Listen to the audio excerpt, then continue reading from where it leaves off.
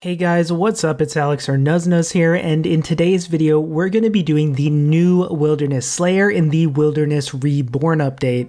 We're also going to be looting a bunch of chests that we get later and seeing just how Wilderness Slayer compares to the old version of Wilderness Slayer. I'll be giving my general thoughts on it as somebody who did a lot of Wilderness content, and also seeing if it's just worth your time. If you want to improve your account on Runescape 3 with helpful videos and entertaining content, make sure to subscribe, as 70% of you aren't subscribed and we're super close to 30k, so let's see if we can get there. Leave a like to help get this video out to more people, and let's get into a pretty fun video. So with the Wilderness Reborn update, the Wilderness was changed completely. PvP is now optional and new monsters span across the wild. If you guys know me and know my channel and my past content, I actually did a lot of stuff in the Wilderness and made quite a few videos on them too.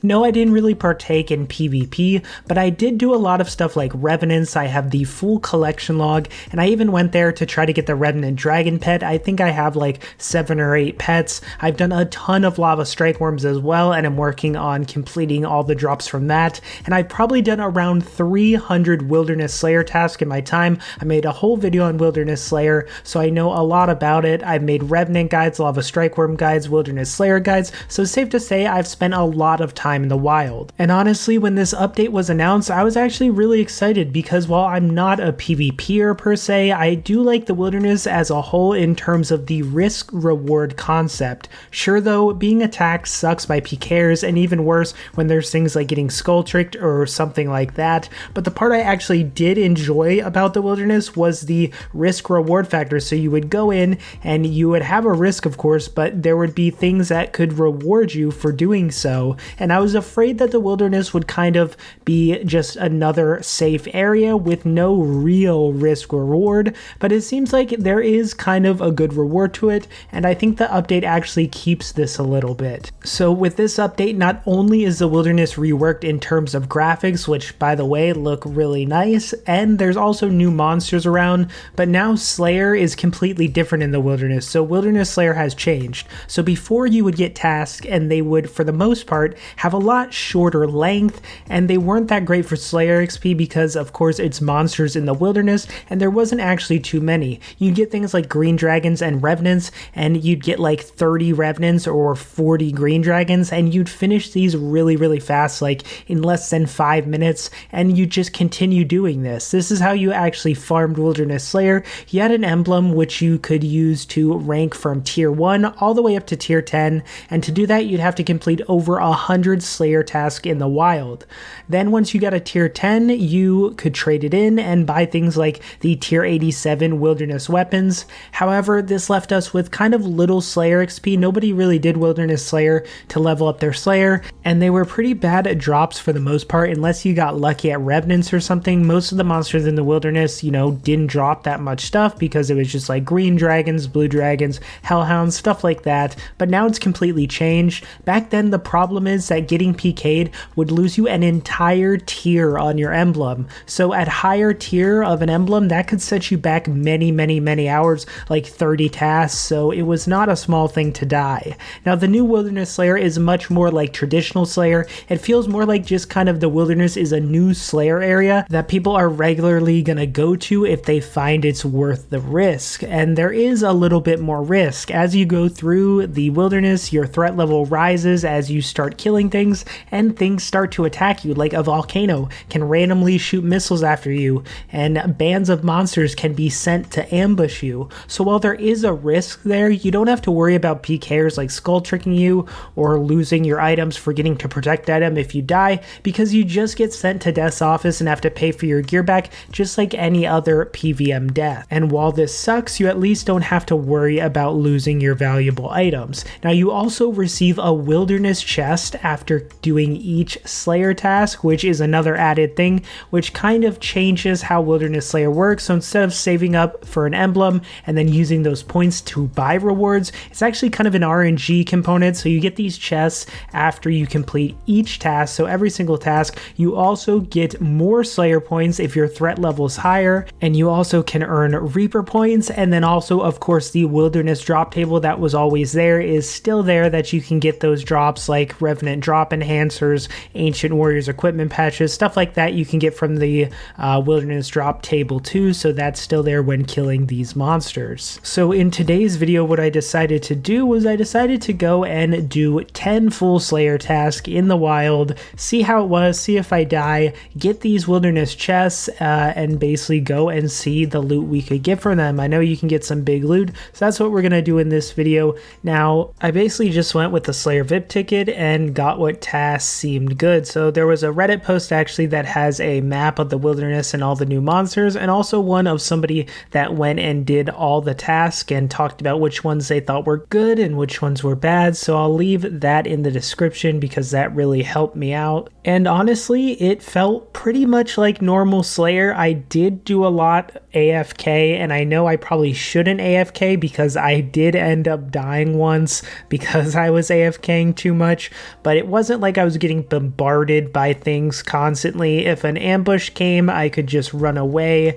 Usually I was paying attention and would know the volcano was coming and could pray, or if it hit me, I luckily didn't die. I did sign once and die once, but that was mostly to me not paying attention. If you're somebody that pays attention, you're probably gonna be fine. My threat level didn't get insanely high, but it got decently high and I was just fine. All in all, the XP was pretty good because these tasks were kind of like normal Slayer tasks, like I've been saying this video, so I do like that. In terms of the Wilderness drop table, I did hit it a few times. I got like the Wilderness hilt, some Frebnik equipment patches and stuff like that. Nothing too crazy, didn't get an Ancient Warriors equipment patch or anything like that, but I did hit it, you know, just as normal. As for the loot, it was just basic Slayer loot. I did get a few Demon Slayer items from the Calgerian demons, but other than that, really nothing special, and I'm not really going to get into that loot as much as I am just looking at the chests, because that's the main reason you do Wilderness Slayer, is to get these Wilderness chests. Of course, you might want the extra Slayer points and a little bit of Reaper points, but those chests are going to be the main reason that you're doing or camping Wilderness Slayer. So let's go loot these chests and see what we get. Alright guys, so we have our 10 Wilderness Slayer chests now saved up. So this was after completing 10 tasks. So I'm interested to see how this compares to the old Wilderness Slayer, because in the old Wilderness Slayer, you would basically save up an emblem and then you could just go straight up buy an annihilation or something. You didn't have to, like, you know, go and get a chest and hope to get one. You could actually just go and buy one. So I'm curious, I'm wondering how much you actually get from these, if we're going to get absolutely horrible loot, like nothing, or, you know, maybe a mill or something, or if we're going to get, you know, a lot of stuff. I'm really curious. So let's see what we get. So first chest, and we have, what is this? The salvage, which asks for 175k. So not too much, but it's the new salvage, so it's something. More new salvage. Okay, I bet this is like the most common thing, so let's keep going. Brawling gloves. Now that is, I hope that's not super rare, like an annihilation or decimation or one of the wieldy weapons, but brawling gloves is interesting. Okay, what else? We got a large salvage, which is 500k GE price, so okay. I mean, it's not terrible so far, but what is this? Trail Be Gone. So this is the stuff to get rid of your threat level.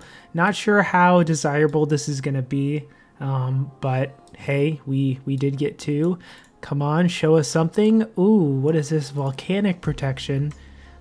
Consumed when attacked by the volcano. Okay, so this kind of, again, not sure how much people are going to want these since they cost a decent amount of money. Sorry about that. Yeah, not sure how much people are going to want these since they cost a decent amount of money. Not sure if they're going to sell for this. I guess we'll see. But 4 left. Let's see. Can we get something crazy? Metallic dragon trinkets. Why can you get these from this? I did not expect that. Not the greatest there. Oh, there we go. Nice. We got an Ancient Warriors equipment patch. So I believe that is 8 mil. Okay. You know, it's something. You know, we got something. I'm glad.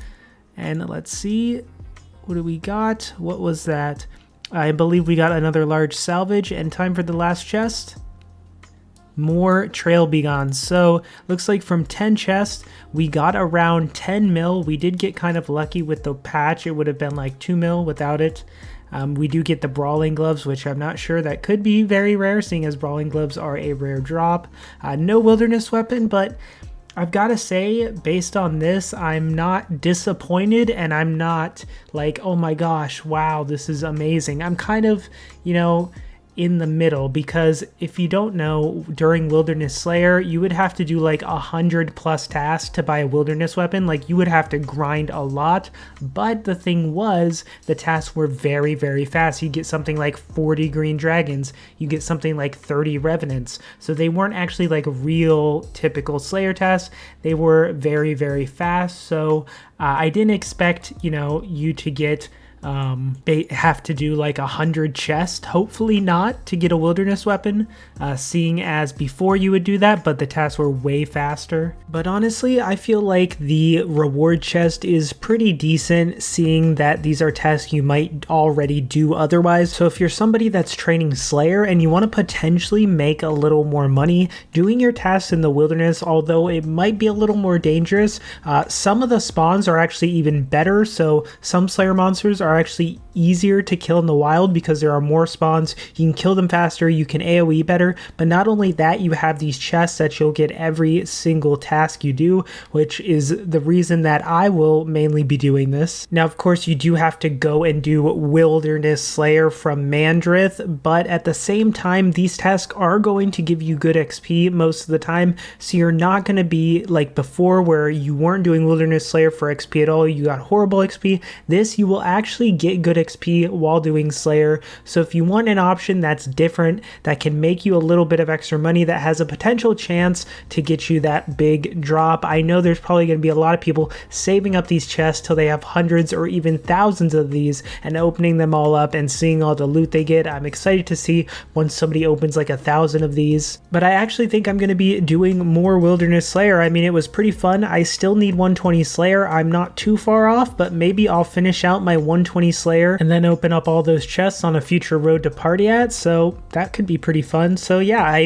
really like this. I think it's a good thing coming from somebody who did Wilderness Slayer a lot. I think this is a pretty decent replacement for it. I think it's going to get a lot more people doing it just because the XP is so much better, and that of course you have those Slayer point multipliers, so if you're doing it, you can get that streak multiplier to get more and more Slayer points. You have the Reaper points, you have the chest. It seems like pretty good perks if you're okay dealing with the annoyance of the mobs and the threat level and the volcano and the stuff like that. If you're okay with dealing with that and you enjoy doing the task of these certain mobs that are in the wilderness, then I would say this is definitely a really nice thing to do. Let me know what you guys think about Wilderness Slayer. Have you tried it? Have you gotten anything good from the wilderness chests like the decimation or anything? Let me know below. And yeah, thank you guys for watching. Leave a like to get this video out to more people, and I'll see you in the next one.